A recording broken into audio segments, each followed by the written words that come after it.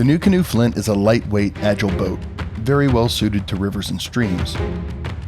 But for the last 6 years, we have mercilessly raked our Flint over Missouri's boneyards and rocky shoals, burdened with gear for week-long camping adventures. Will this boat continue to hold up, or have we pushed it to its limits?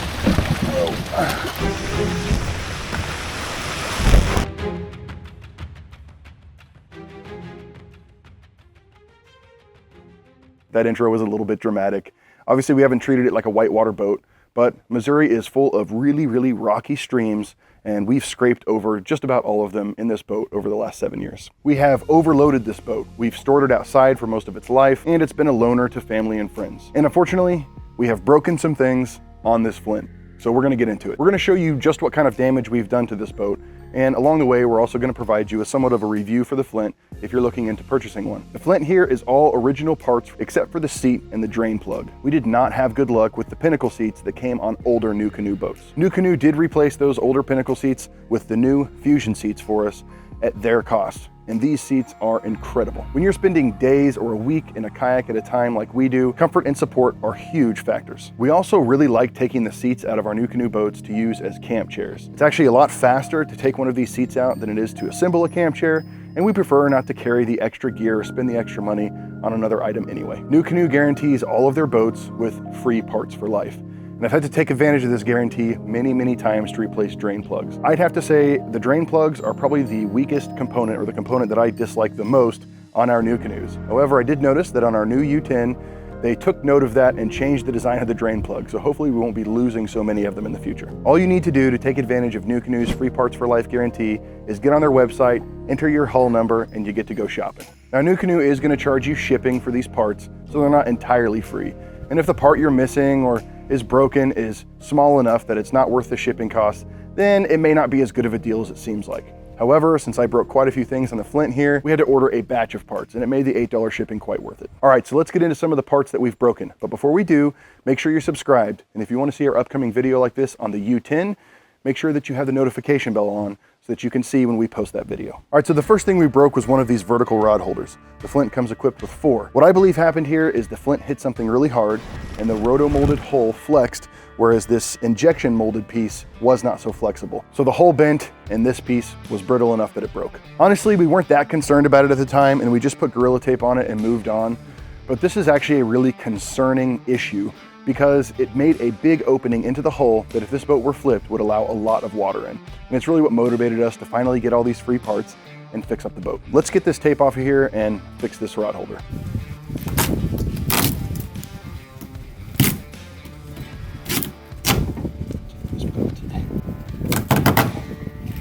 Haven't opened the box yet. Hopefully we got everything that we ordered.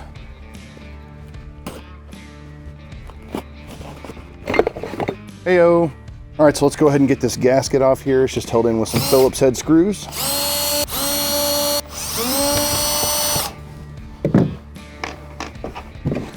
Here's our new vertical rod holder. Break out some marine silicone and just apply it to the screws, almost like a Loctite.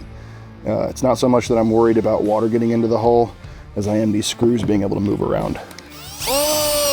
Definitely don't want to over tighten these.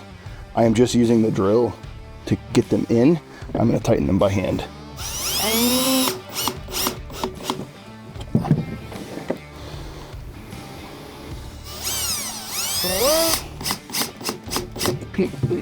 The next thing that we broke here was one of these 8-inch sections of accessory track. We had a telescoping action cam mounted to one of these, and it went under a tree, leveraged that mount out, and just cracked one of these rails. The funny thing is it didn't actually affect the rail's performance at all. As you can see, we still have one of these nuts installed on here. We were continuing to use it as a bungee point and as a place to mount that camera.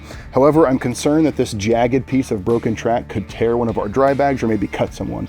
So we're gonna go ahead and replace it. One thing you will note is that NuCanoe's newer track has both a different texture. It's a little bit sleeker, but the biggest difference is the opening is much wider. And this allows you to install pieces without having to slide them in from the end. You can just kind of rock those tab bolts in instead of having to slide them in from the end of the track. So we gotta get this nut off here first. Once again, these are just Phillips head screws.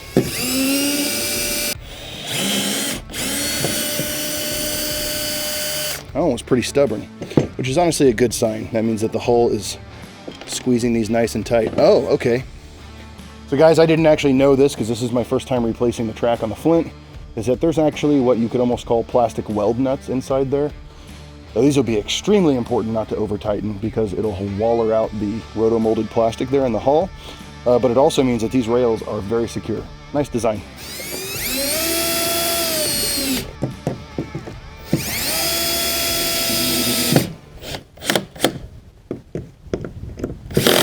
Just to demonstrate how this more open track works, as you can see, I can just rock that in without having to slide the bolt in from the end of the track. It's not as big of a deal on these little 8-inch tracks, but when you're looking at some of these tracks, especially on the longer boats that are 4 or 5 feet long, that's pretty convenient, just being able to rock that in there. So another thing we broke is one of those carrying handles. I think just being in the sun, weathering as well as fraying just caused one of these ends to break. And, you know, this would have been easy enough to repair with paracord on my own. We just tied a good old-fashioned square knot for the time being. But this is a super easy fix. So the fact that it's free is really nice. So I'm just going to cut the old one off. Goodbye. This is a super easy install, if you want to even call it that. Bam. New carry handle. Even though I've already installed it back in the boat, this was missing a drain plug.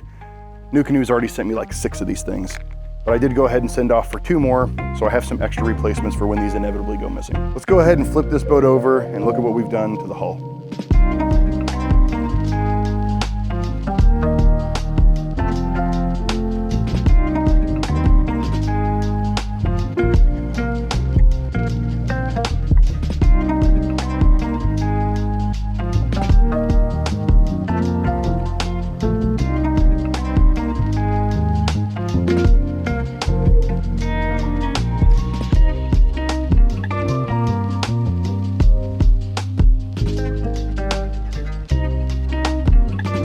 So I'm not too concerned about any of these dings or scratches. What I'll eventually end up doing is melting some PVC tarp into the recesses with a heat gun and then sanding it down smooth. I've done this with other kayaks in the past and it tends to work pretty well. Look out for a video on that if you're interested. I've seen people do some really extreme stuff just to prevent even little scratches in their hulls. So I'm not calling out any of you flex sealing, kydex bending, fiberglass patching, bed lining heroes of the kayak world out there or anything like that. You know, great for you. I understand you really want to take care of your boat. These things aren't cheap, but this thing is 7 years old.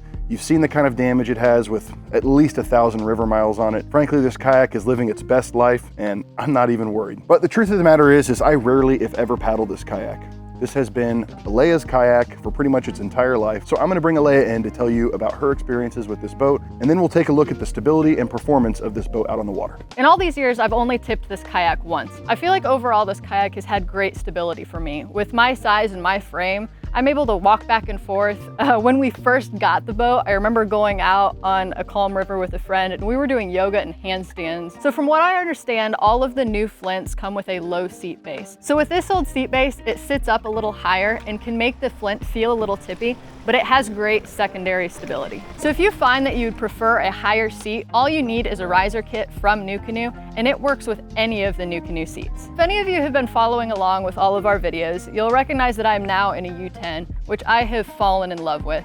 But for the first 7 years, this boat has been everything to me. I find that it has been absolutely perfect before having a kid and dog and going on a lot of the extended trips that we now take. Up until that point, it held all the gear that I needed to, kept me stable, and I didn't feel like I was gonna fall off of it. In my opinion, it is still the easiest NuCanoe to maneuver. When we have rookie kayakers or somebody who hasn't been on a lot of trips before, this is the yak we throw them in. The length, the weight, just how it handles, it's the easiest for them to jump on and go. With a whole weight of 62 pounds, this is also the only boat that we own that I can easily lift up and carry around myself. We've been getting our boats from Eco Fishing Shop in Camdenton. You can also check them out on their website.